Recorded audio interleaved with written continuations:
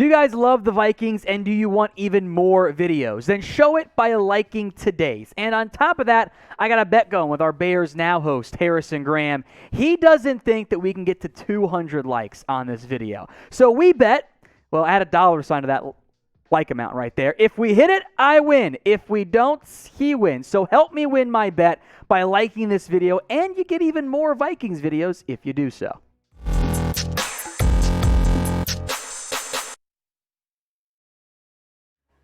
You're watching Minnesota Vikings Now. I am Tom Downey, here with some rumors and news on Minnesota, and we're going to begin with the news side of things, as a familiar face might be returning to the Vikings. That is Dede Westbrook, who was on the team last year, didn't play that much on offense. He is working out with the Vikings on Tuesday, meaning there is at least a chance that the Vikings decide to bring back Westbrook, which would really be interesting to me because he did not have that big of a role for last year's regime. Now, it's a totally new regime in place in Minnesota.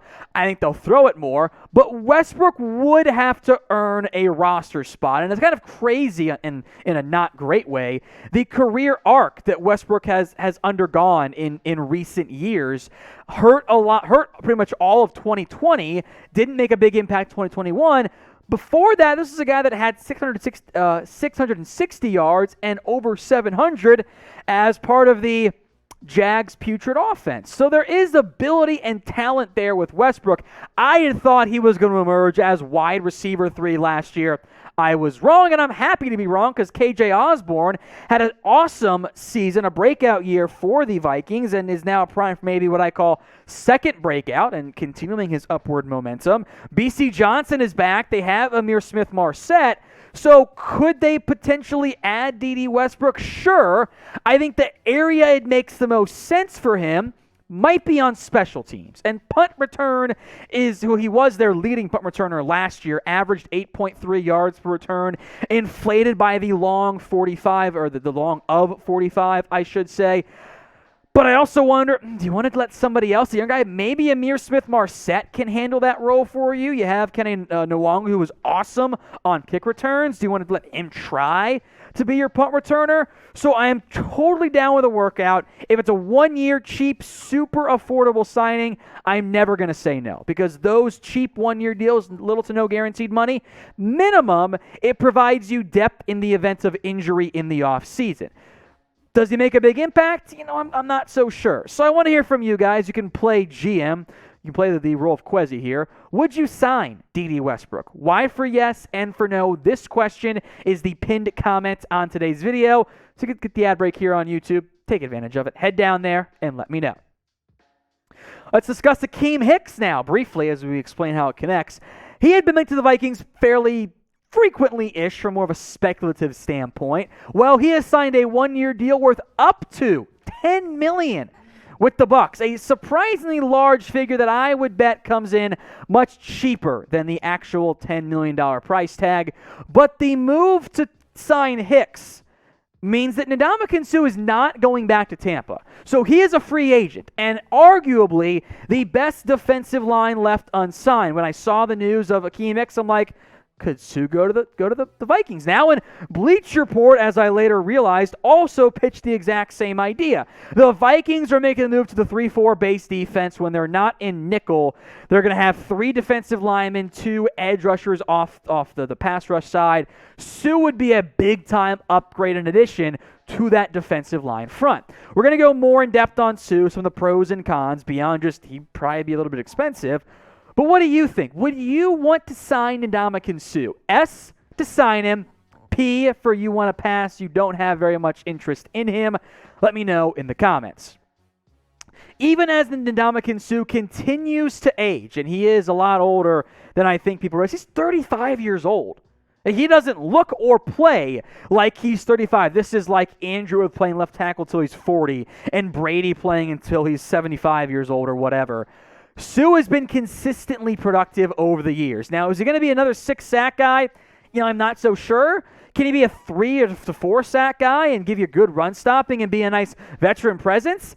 I'd say absolutely. And with what you have right now on the defensive line, but behind Dalvin Tomlinson, Harrison Phillips, A lot of young and potential upside with Armon Watts, who did play pretty well in a limited role last year. Bit high in these sack numbers. Those were a little bit inflated, I think.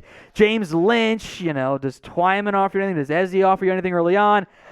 I think if you add Suh, I think we all feel really good about the Vikings defensive line. You go 5 deep or so, maybe even more than that, and you're going to be able to have a little bit more success pressuring a bad Bears offensive line in Justin Fields, and then good offense to good to good-ish offensive lines for Green Bay and for the Lions. And all three of those teams, philosophically, do want to run the football. So having some good defensive linemen will benefit you well in the division.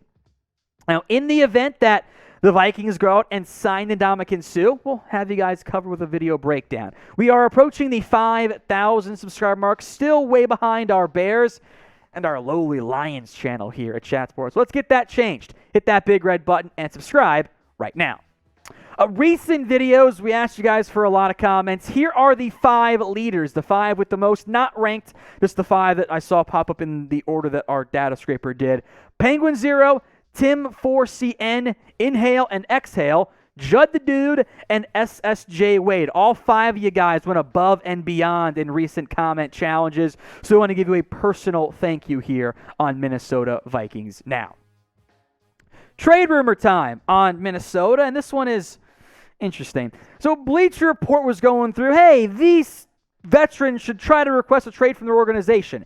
And they went with Bradley Roby of the Saints. Now, he got dealt last year by Houston, took a very restructured deal to stick around because he was going to get cut. And they labeled the Vikings as a possible destination in light of the Saints drafting Alontae Taylor in the 2nd round, plus Paulson Adebo. So now Roby long-term is maybe CB4. Here's what they wrote. Let me do this first. However, in a place like Cincinnati, Roby could challenge Eli Apple to start opposite Chidobe Awuzie. The Giants use a veteran presence after cutting bait on James Bradbury to clear cap space, and the Minnesota Vikings can use all the help they can get in their defensive backfield. I don't actually agree with that. I don't think the Vikings are in a situation where they need Bradley Roby. In fact, trading assets for him, I'm not really all that interested in doing so. I don't think that this team is in nearly as dire straits at cornerback as Bleacher Report seems to think. We'll go more in depth on why I feel it specifically for Roby, but I want you guys to play GM now. Head in the comments section and name a player who you would love to see the Vikings go out and trade for. Keep it realistic. Can't say Patrick Mahomes, can't say Aaron Donald. Realistic names for me that you want the Vikings to go out and acquire. My issue with Roby is that who's going to be on the bench if you add him? Because you have a veteran in Patrick Mahomes who's better than Roby right now. Could we make the argument that Roby's better short-term than Cam Danzer and Andrew Booth? Maybe on that standpoint. I'm not convinced that's actually the situation, that Roby's so much better. And not only that, you have to factor in the youth and investment.